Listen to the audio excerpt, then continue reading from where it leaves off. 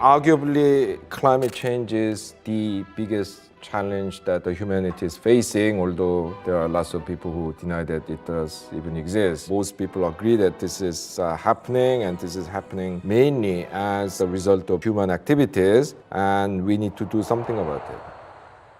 So a lot of people are wondering whether we need to actually change the economic system in order to address this issue. These are quotes from Naomi Klein, the Canadian activist and author. The capitalist system or the free market system is at the root of the environmental problem. The response from the economics profession, dominated by neoclassical economists, is that actually the solution to environmental problem is more markets, not less markets.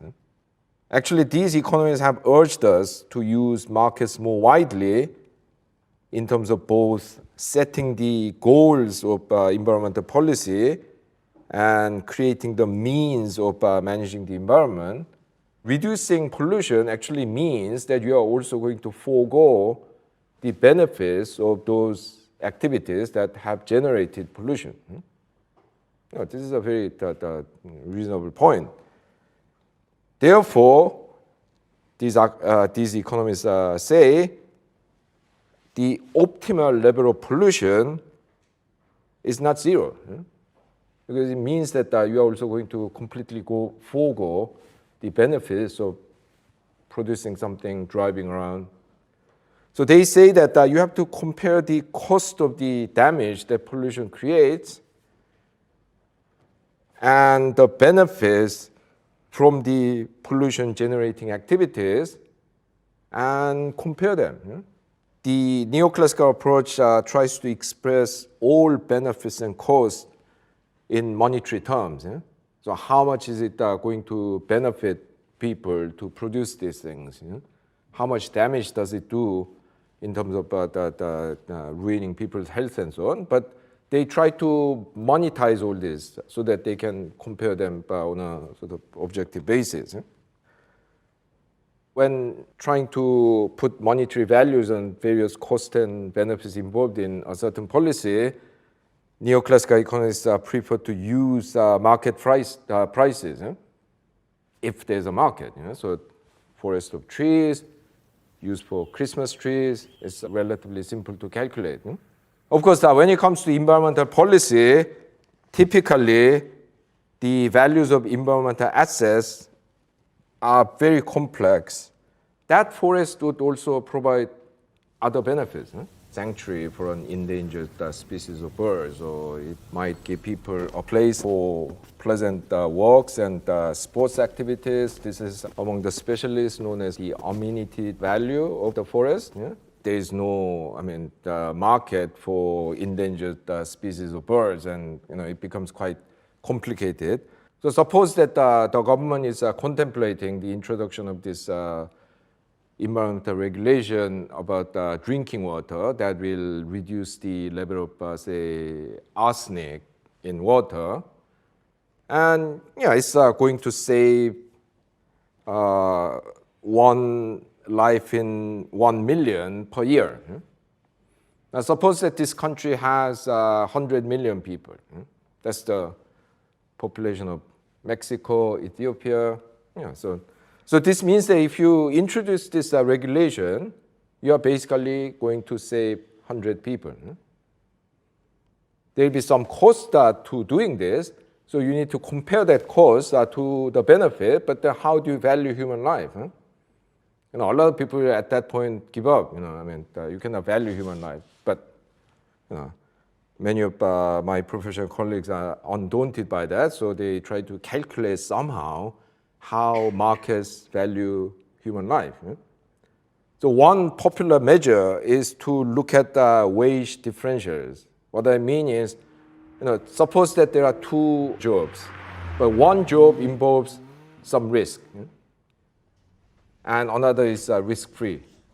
Now, the risky job would require, paying higher wages to people because, people are not stupid. They know that there's a slight risk of being killed in the job. So suppose that probability is 1 in 10,000. So what economists do is to look at that and then say, what is the actual wage differential? If it's say $900 per year, you will say, well, people are willing to get paid $900 more for a 1 out of 10,000 chance of being killed. Multiply 900 by 10,000, you will get $9 million. So by using wage differentials in the labor market, economists have cleverly calculated how people actually value their lives. I mean, no one said that. I'm thinking human life is $10 million or $100 million. But by using market prices, they have cleverly worked out how you can infer the kind of value that people put on, well, their own lives. Now, this is a fictitious example, but it's not completely fictitious in the sense that 9 million is indeed the value of what they call statistical life used by US government agencies. So when the US government agency decides on, say, introducing tougher regulation on drinking water or relaxing regulation on the road safety, they basically say one person is worth $9 million. Well, once again, I mean, we have a serious ethical problem here because a lot of people will just refuse to value human life in monetary terms, period. But even when you accept that this is morally acceptable, there are lots of practical problems. Because A, this suggests that when people choose these jobs, they do it with full information. No, I mean, usually they don't. I mean, yeah, people will vaguely know that there's a chance of getting killed, 1 in, say, 10,000 chance, but do they really know it's 1 in 10,000 or 1 in 9,000, 1 in 6,000? They really don't know. Also, this practice assumes that wage is the only factor determining which job to take. Some work can be boring to the point of being soul-destroying. So there are these other dimensions of work, I mean, that people consider when they choose jobs. So even though these the neoclassical environmental economists go out on a limb to put monetary value even for human beings, even they admit that there are things where you simply cannot use market prices to infer the value for. Environmental economists will recognize that environmental assets like forests provide ecosystem services like stabilizing the soil, retaining water. So typically when you have a forest, when it rains, the water gets absorbed by the trees and the forest as a whole, and then more slowly get released. So the risk of flooding is reduced. If you have just a deforested area, the water just pours down and then creates flooding. And most relevantly for climate change, the trees absorb carbon dioxide. So there are these ecosystem services.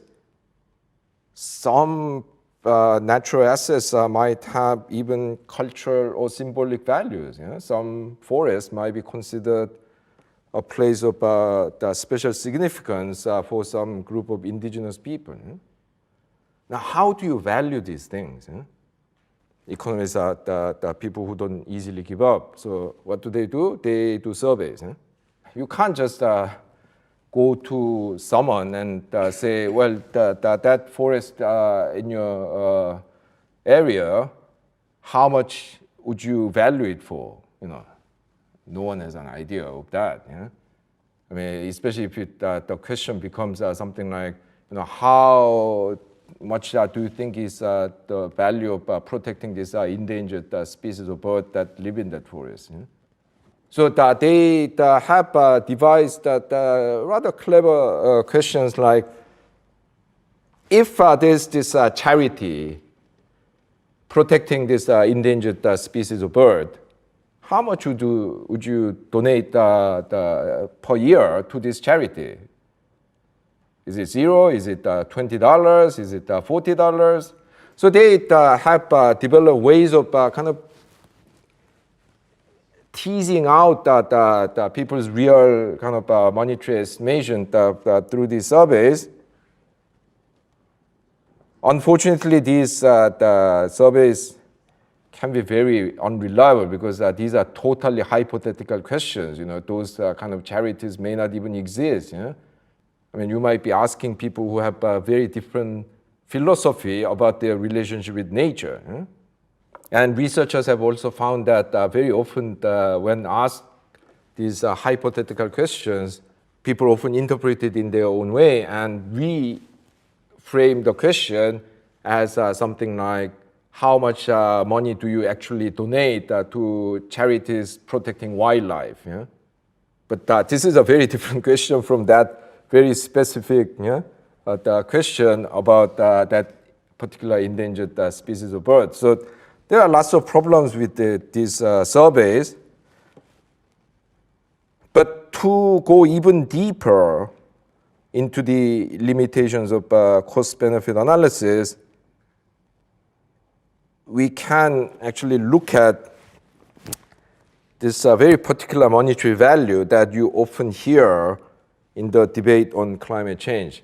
Now, there's this apparent consensus that if we follow this path of business as usual, as it is called, basically do nothing to kind of control climate change, the world average temperature will rise by 4 degrees, and that would bring cost that is equivalent to around 5% of global GDP per year. This is a pretty widely accepted estimate. But when you actually pick this number apart and try to see how this has been constructed, you will begin to see that a huge amount of assumptions and simplifications and omissions have gone into it. The number is very problematic. I mean, this is not to say that we should never come up with these kind of numbers. But when you are interpreting these numbers, you really have to understand how these were made. I sometimes joke that numbers are like sausages. You don't know what went into them. You don't want to know what went into them. Numbers are basically manufactured. Even relatively kind of simple things like rate of unemployment. I mean, these are the highly manufactured numbers, which is not to say that they are wrong or fictitious or misleading necessarily. But you really need to know how these numbers have been created in order to kind of in order to judge whether that number is useful, at least for the purpose that you are trying to use it for. There are a series of problems illustrated by this 5% of GDP number, and I've listed 6 of them. The first is the issue of complexity. In estimating this 5% of GDP number, a lot of things have been excluded. So people have pointed out that this estimate did not include the possibility of temperature rising above a certain threshold and starting the thawing of the Arctic permafrost, that area of frozen ground in the Arctic area. And some people argue that this will release a massive amount of methane gas, which is 4 times more powerful than carbon dioxide in terms of its impact on global warming. And they didn't include this. Others have pointed out this estimate didn't take into account the fact that the rising sea level due to global warming will destroy a lot of island nations and coastal communities. And how are you going to value that? No, I mean, this rising sea level is a serious the challenge for some of these island states. I mean, I think one of the Pacific island states basically have decided to buy up land in Australia and move the country if the worst comes to worst. They'll get wiped out. People have pointed out that this estimate didn't include the cost from conflict resulting from large-scale migration. Tens of thousands, hundreds of thousands of people might move into a neighboring country. What is the potential cost of that conflict? There are these very complex effects which have not been included in this estimation, mainly because it's almost impossible to put a monetary value on these things. And then there is the issue of uncertainty. For some things, calculating probabilities fairly easy. I mean, the insurance industry basically can exist because it's rather easy to calculate the chance of someone with a particular ethnic background and the lifestyle and occupation and so on dying in the next, say, 10 years, 20 years or whatever.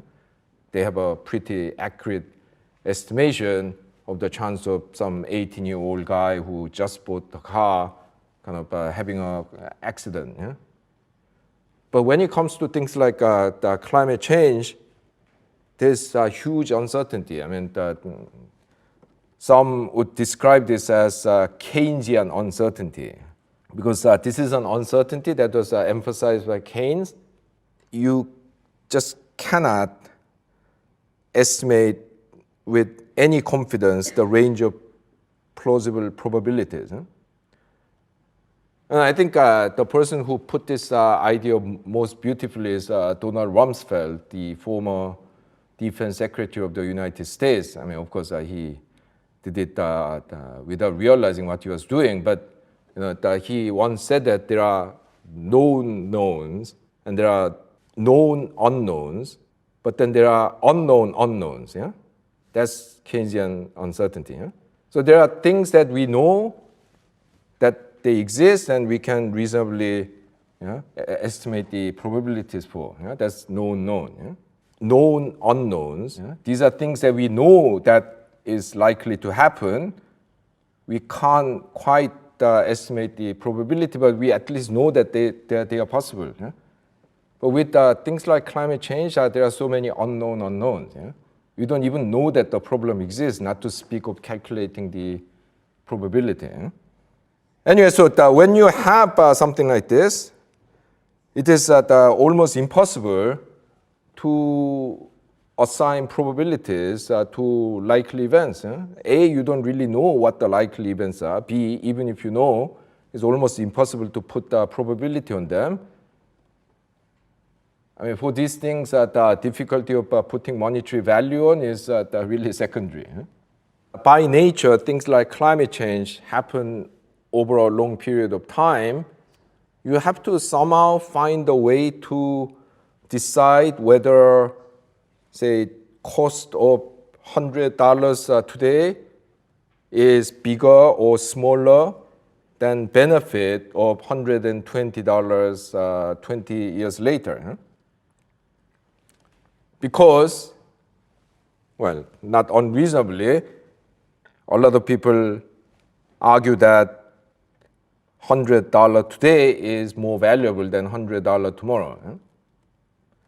The main justification is that, especially when it comes to things like climate change, the world will be richer 20, 30, 50 years later because we keep growing.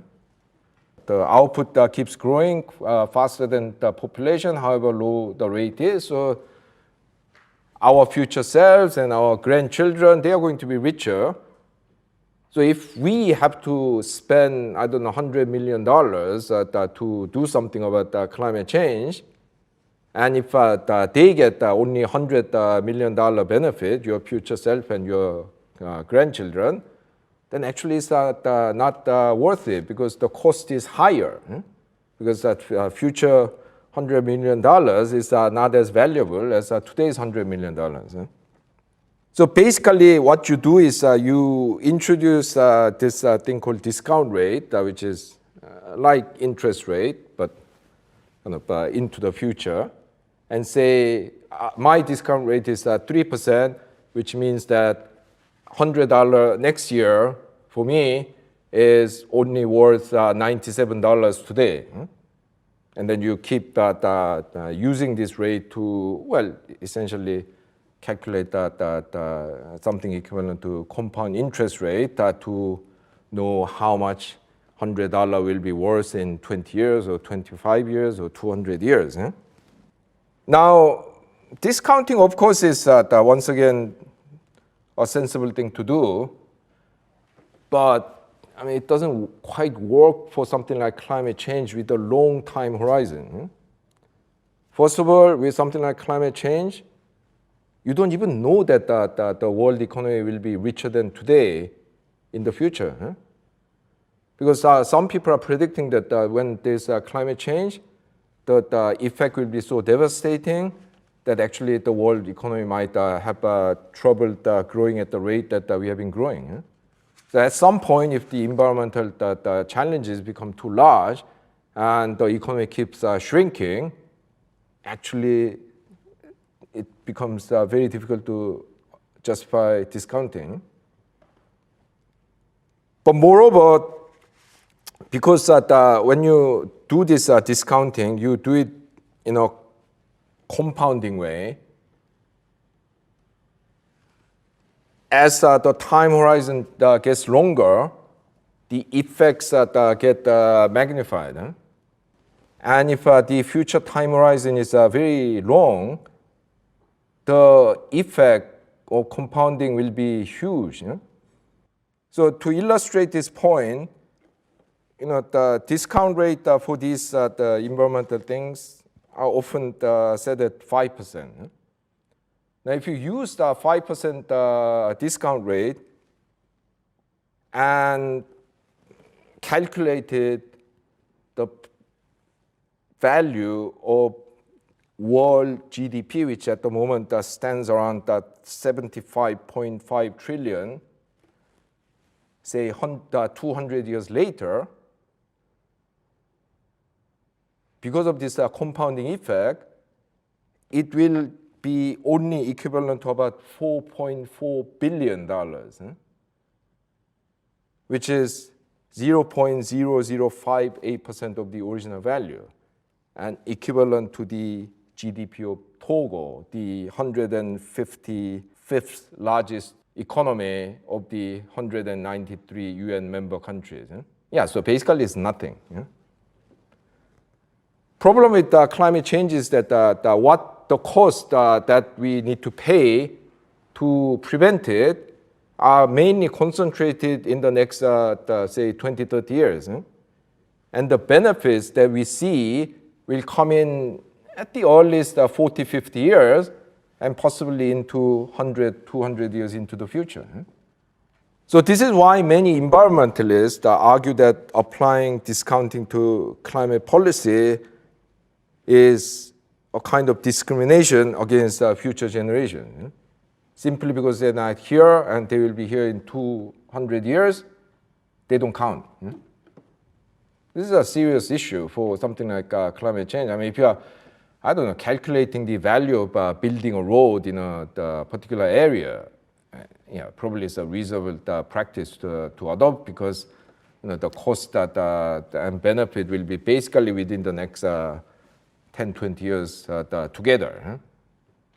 But for something like climate change, this is a big problem. What cost-benefit analysis does is actually not compatible with Pareto criterion, which is supposed to be at the foundation of neoclassical economics. So Pareto criterion, just to remind you, says that you cannot call a social change an improvement if it makes even one person worse off. What economists do when they do cost-benefit analysis, they aggregate all the costs and benefits without regard to the distribution of costs and benefits, and somehow come up with a single value for the whole country, for community, even the whole world when it comes to climate change. There's no recognition that this is completely incompatible with climate change. Because yes, the net benefit might be positive, but it might mean making lots of people worse off. I mean, it's a general problem with cost-benefit analysis, not just to do with environmental policy, but you have to recognize that. So the distribution of consequences are completely ignored. And then there's the issue of the challenge of valuing human life. We already discussed how economists try to infer the value of human life by looking at labor market and wage differentials.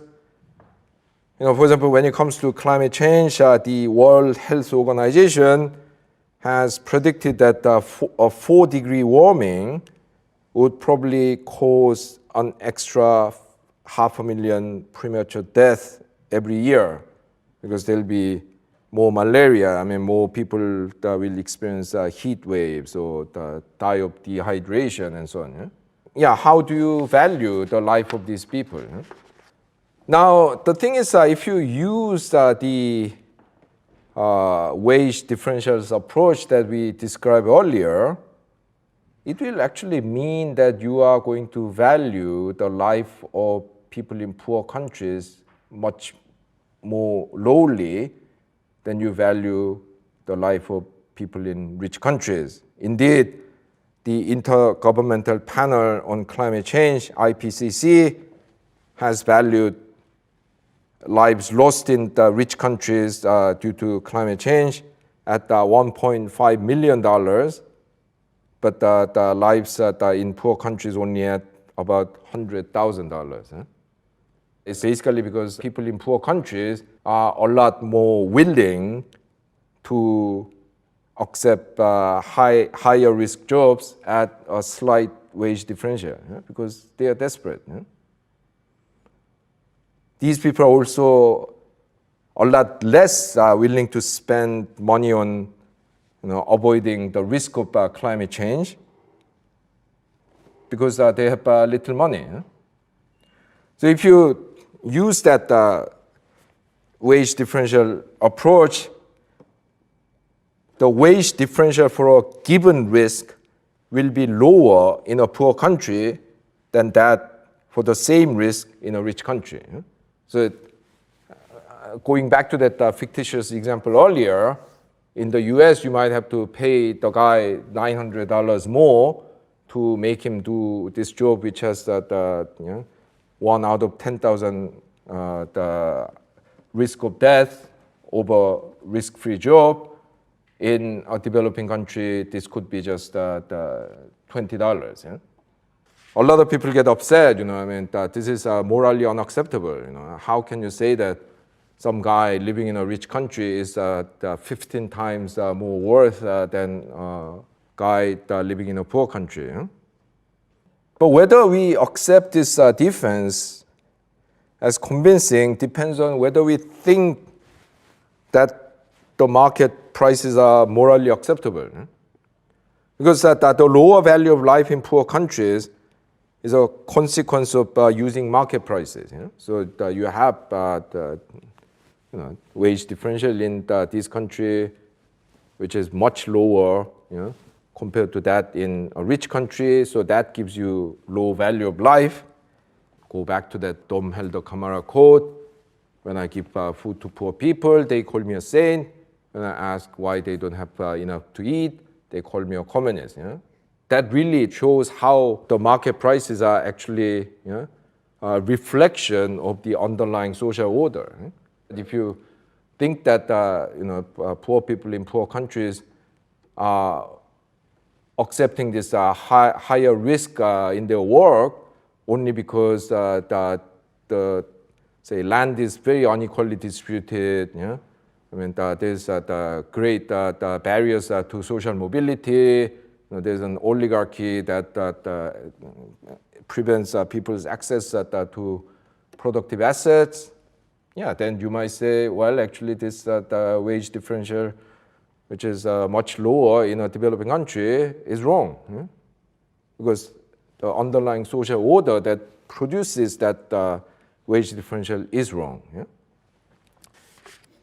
And finally, the issue of morality from the sort of Donald Trump camp, which basically denies that it is caused by human activities, and therefore we can ignore it, or we can't really do anything about it, to deep greens, if you like, committed to drastic cuts in emissions right now, right here. All of these people have moral considerations beyond GDP in their thinking about climate change, because this is not just about, will you have more money that 50 years later, will your grandchildren that have less money than you do. It's about, first of all, different people's responsibilities for past emissions and cuts in future emissions. Yeah, because a lot of developing countries are very upset that, that basically something like 70% of CO2 gas in the atmosphere was generated by the rich countries. And then now they say, what is done is done. Now you have to cut your future emission. And then, understandably, a lot of developing countries are upset about it, because it sounds like the rich countries washing their hands off from their historical responsibilities. People who are against actions for climate change tend to argue that government intervention to transform the economy onto a low carbon path basically poses a great threat to economic freedom. The government doesn't have the right to tell us how to consume, how to produce. Many environmentalists are not, doing cost-benefit analysis and say, well, we should do this because, the X years later we'll be better off if we did this. They are more thinking in terms of our obligation to the future generation, our obligation to the planet, and how do you monetize these things. If GDP was all that mattered, you could say the Second World War had really no effect on the world.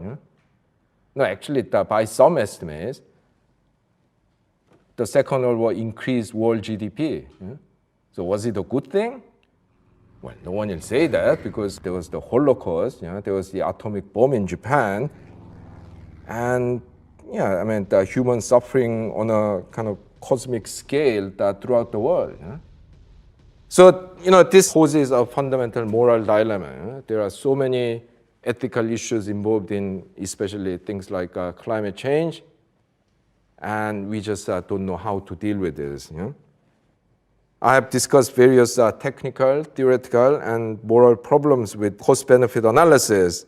This approach needs to be used in conjunction with other approaches, because it has some serious deficiencies. First of all, we need to use things like structured interviews or group discussion forums in order to gain more nuanced understanding of what people want.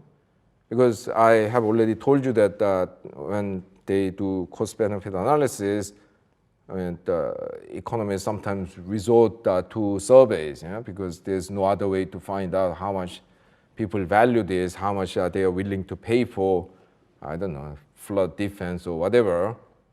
So what we need is to kind of really give people opportunity to express their moral and political judgments through this discussion forums and more in-depth structured interviews, because trying to force them to put monetary value on everything is really distorting the picture. Okay, this way you may not get one nice, neat number, but that's the nature of the world. It's messy, it's complex. Secondly, we need to take this issue of uncertainty very seriously when it comes to climate change, especially. And people have advocated this thing called the precautionary principle. This was first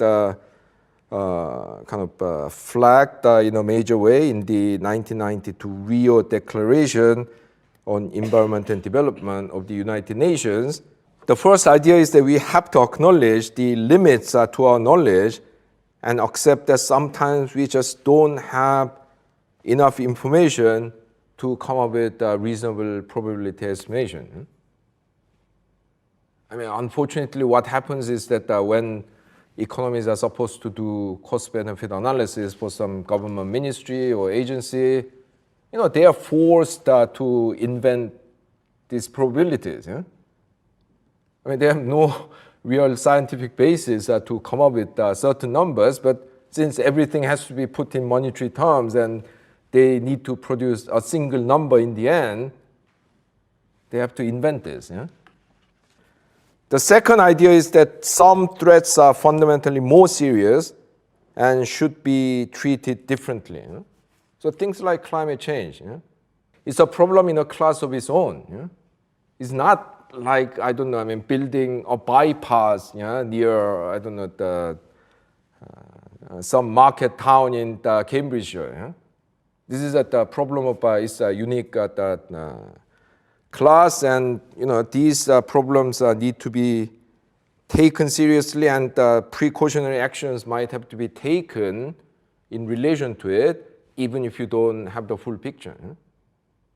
Having seen how the cost-benefit analysis favored by the mainstream of the economics profession decides on environmental goals and what the limitations of the approach are, we still need to discuss what kind of policy tools, what kind of means are recommended to deal with climate problems and other environmental issues. And that will be the topic of the second part of this lecture, which will come later in the series.